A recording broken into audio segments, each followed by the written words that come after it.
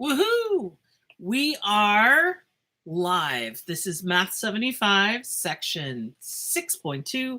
This is more compound interest, so compound interest part 2. And this is going to feel like the chapter where you learned 153 different formulas. And the answer is yes, and really you're just learning 3. And so this is number 2, part B.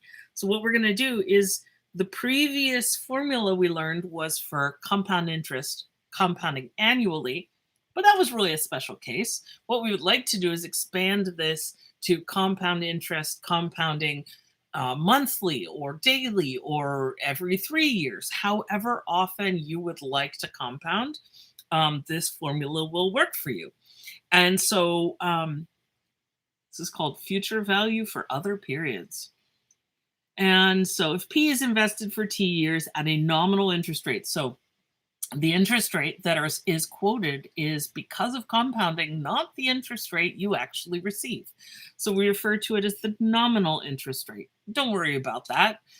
Or worry about it, your choice. You're completely free to worry about whatever you would like to worry about. But basically, I will cite an interest rate, and then you will figure out what's actually happening. We're going to compound it M times per year. Now, whoever's brilliant idea it was to use the letters both M and N, I regularly want to throttle these people, but there's nothing I can do. So we're stuck with the M and the N. So I will try to be very clear when I write it, which is N and which is M. So the number of compounding periods is M, and the total number of periods is N. Already I can see your eyes are all rolling back. You're like, seriously, you're reading a formula to us? And the answer is yes. So I wrote it out here in English, and then I wrote it up here and I put it in a box. And if it's in a box, that's got to make it official. And I will put a spider here. Yay! The spider is here to say, don't worry, this isn't as bad as it looks. I'll show you how to work through it. So S, which means future value, is equal to P times 1 plus, and where we had R before, we now have I. That's the periodic interest rate. So it's not the letter I if you've studied complex numbers, the imaginary number. It is not that. It's not the imaginary constant. This is I in economics, which is the interest rate in a period. So this would be the interest rate for a month, or the interest rate for a day, or the interest rate for a year. That would also work. And we're going to raise that instead of T to N. N is the total number of periods. So let's look at the second one, which it looks like, we've got 100 formulas to memorize. And the answer is no. You get to choose which of these 2 forms you like better. And that's the one you memorize, and that's the one you use. So let's compare and contrast. They both have P's, yes. They both have parentheses. They have 1 plus. Now this one says I. I is streamlined. This version actually shows you what you have to do. You have to take the annual interest rate and divide it by M. So for example, if you're working on, let's say your credit card is at 24%. Now you pay your credit card every month. You don't pay 24% a month. You pay 24 divided by 12, which is 2% per month. So that's what we have to do. We have to figure out the individual little interest rate you earn every month or day or year. And then up here, we figure out how many of those things we have. So we take M times T. So for example, if we're doing your credit card and you're looking at 2 years, 2 years times 12 months in a year gives me 24 months in 2 years. So it's the total number of periods. In general, this is a lot easier in use than me just describing it, so I'm going to go on to this. But I also have put together this lovely little cheat sheet, which I will, it doesn't even fit. It's so big. It's so chock full of information. I will scan this at the end, and I will put this into your notes as well. But for right now, let me see if I can open up. You get to see all the stuff that I've got sitting here. That goes up. Okay, so here's the interest. Oh, it just wants to be sideways. Interest cheat sheet. And it's got the definitions. P is principal, the money you start with. R is the annual interest rate. T is the number of years. S is the future value, the money you end with. Here's the simple interest formulas, both for the interest and for the future value. Now, when it comes to compound interest, this is calculated regularly as opposed to calculated once at the end. And this is at the end of each period. And I've got both forms written in with a description of, with a description of what each of the letters stand for. And you can either freeze frame this and copy it down, or I will put it in the scan of the notes if you'd like it, or you can always, if you don't like the way I put things together, that's great. Put together your own. The process of putting together one of these is actually a really great way to learn the material. Now, this, unfortunately, because I ran out of space, is missing one key formula, which we're going to get to. Probably not in this video, possibly. Definitely by the next video, though. So, but this will get you through what we're doing right now. So let's take a look at the actual problem. Let me see. This has been expanded out. So let's see if we can look at the problem. So again, we're in chapter 6. So everyone gets a first name. Jim and Eden want to have $200,000 in Maura's college fund on her 18th birthday. And they want to know the impact on this goal of having $10,000 invested at 9.8%. 9.8%, again, you got to ask, what are Jim and Eden doing that they got? And in fact, they found an investment at 9.8%. Like, this may be a little sketchy. You might want to talk to them, see if they're staying safe. Are they making good choices? So we're going to get 9.8% compounded quarterly on her first birthday. So they have $10,000. It's her first birthday. And we come up against the first mean, nasty trick of many, because economics loves mean, nasty tricks. Because the world is messy. The world is not going to come at you in a nice, well-formatted way. Today, it's her first birthday. So a lot of people say 18th birthday is 18 years.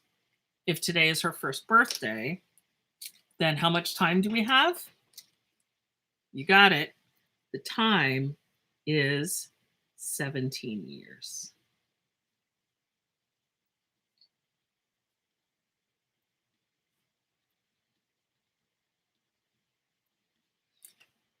Find that so annoying. Okay, so I've got T, the number of years. What other sorts of things do I need? I need the interest rate. The interest rate is 9.8%, which I'm going to write as 0.098. I have to convert it to a decimal. Okay, what other things do we need? We need I, which is the interest rate per period.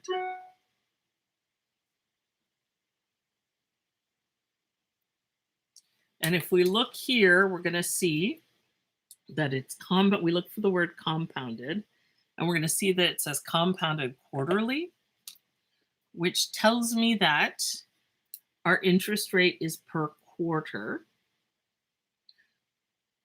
And then our M, the number of compounding periods per year.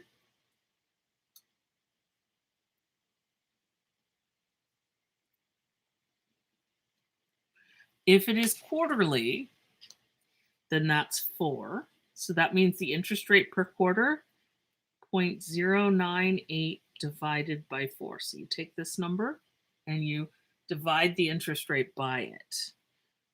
And then we're going to get 0.0245,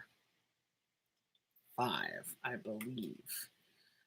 Divide 9 by 4 is 2, then 18, then 4, then 20. Yes, I believe so.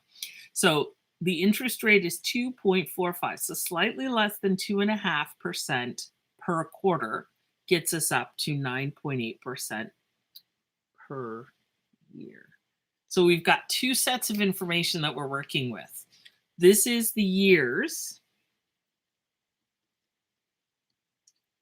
This is the quarters. Does that make sense? Then one more thing. Oh, I should extend it down one more. N is the total number of periods.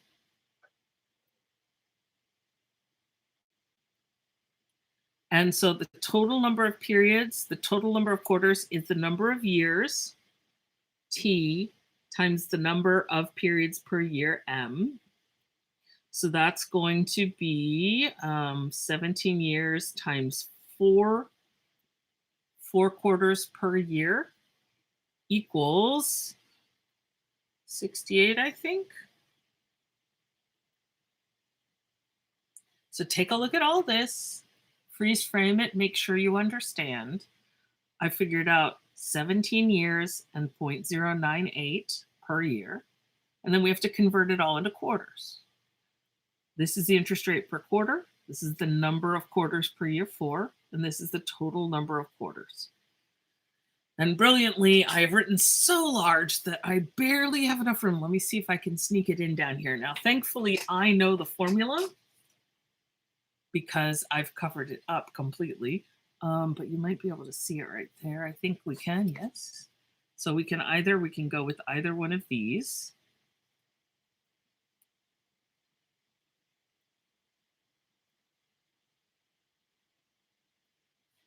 Now, if you remember this one that has the R over M and the MT, it tells you, it reminds you, interest rate divided by 4, that's this right here, right there. And M times T, I wrote it backwards here, but that's basically that. So how much did they have? They had 10,000. And that's 1 plus, and in this case, it's 0.0245.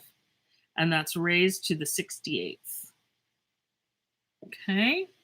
So I'm going to get out my handy dandy calculator. You will need calculators for this. I don't know anyone who can do this in their head. I'm going to multiply 10,000 times 1.0245. Now, a lot of people get nervous about this. They're like, wait, if I multiply these two together and then put in the exponent, the calculator will get confused. And the answer is, if you've got a very old calculator, one that's more than like 15 years old, yeah, it'll get confused. But as long as you bought your calculator since, if everyone stopped wearing, let's see, what do we think?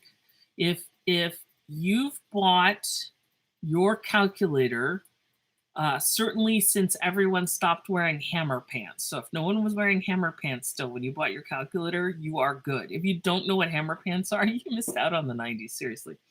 But as long as you bought a new calculator, you can just go straight up, do the multiplication, and then raise the exponent 68, all in one fell swoop, and you get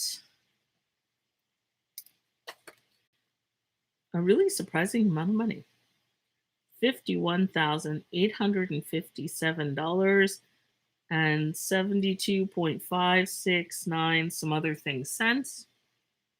So this problem doesn't say how to round when I look into it. So I'm just going to go ahead and round to the nearest cent. So that's how much money we would have out of their investment. So they invest 17 years, just under 10% per year, compounded quarterly, and that gives us this much. So how much interest was earned? So the interest is the amount at the end minus the amount at the beginning. Sorry, I turned it sideways for that. And that equals $41,857.73. This is the interest. So, as you, the financial planner, which many of you are, that is going to be what you do. A lot of accountants, once you get good at accounting, you continue on with taking your tests and you can become a certified financial planner and some other amazing, wonderful things. So a lot of you may be finding yourselves as financial planners in the future. And so you'd say a couple things. You would say, well, Jim and Evelyn, may I call you Jim and Evelyn since I don't know your last name? And they'd say, yes, of course, call us Jim and Evelyn. And you'd say, call me Bob, or whatever your name is. Or honestly, you can call yourself Bob if you need a secret identity as a certified financial planner. So yeah, call me Bob, and I'm glad you came in, and I wanted to talk to you about this today. Let's talk about the fact that the $10,000 you have right now on your little baby's birthday, Mora. What a cutie! Can I see some more pictures? You know, you want to create a feeling of friendship, right? You want them to let you play with their money. And you say, okay, so that 10,000 by the time she's 18 and ready to go to college, if she does choose to go to college, you will have 51,000, almost 52,000 in the bank. You want to be very careful about that. You say 52 at any point, they're going to think they're going to have 52. So you want to be clear, not quite 52, 51 and change, right? Or just shy of it. So, and that represents $41,000 of interest, which if you're looking at a $200,000 college fund is what you're aiming for, then if you're going to use all of the money, you actually need to have 4 times that much. So the 10,000 is not going to be enough. It's definitely going to be a really great present, and no one is going to be sad about inheriting 51,000. But you might want to consider investing 40,000 4 times, because then this would be 4 times, it'd be 200,000 over. And then they'd say, oh, okay. And then you say, but let's talk. When you make this investment, do you want to have to use the entire account, or would you like to save the original principal? Because sometimes what you do is, if you want more of an endowment, you want something that keeps producing interest every year, then you would want to make sure you get to 200,000 just in interest.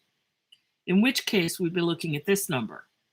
It will, in the 18 or 17 years, it will produce $41,000, almost $42,000 in interest. And so if they want to get to 200, they actually need 5 times as much. Sorry, my hand is not visible. There's 5.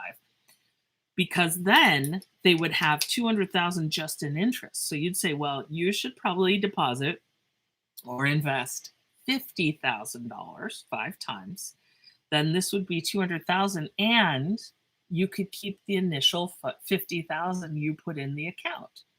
And that way you wouldn't have to spend what is called, you keep the principal, or you just spend the interest. You keep that nest egg, which is a weird thought, because eggs aren't supposed to stay eggs for 18 years or 17 years. Then it's probably a little rotten by then, but I digress. So you've got a couple choices depending on what you would say, whether they want to spend the whole thing or if they just want to spend the interest.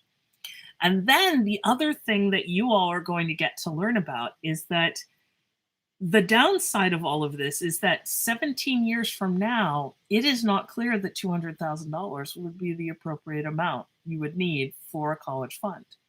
In the course of 17 or 18 years, the cost of living will change. There's inflation, and that is what happens when money buys you less as we move into the future, which is actually a sign of a really good, healthy economy, is to have a little bit of inflation. No inflation is a bad sign.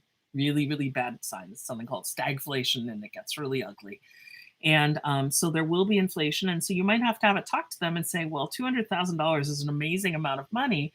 But if you're looking at 4 years of Stanford in 20 years from now, that might be considerably more expensive than that. So 2 conversations you get to have. But congratulations, we finished the problem. Woohoo! Yay. Shall we move on? In the next section, we're going to learn about how often can we compound. Woohoo!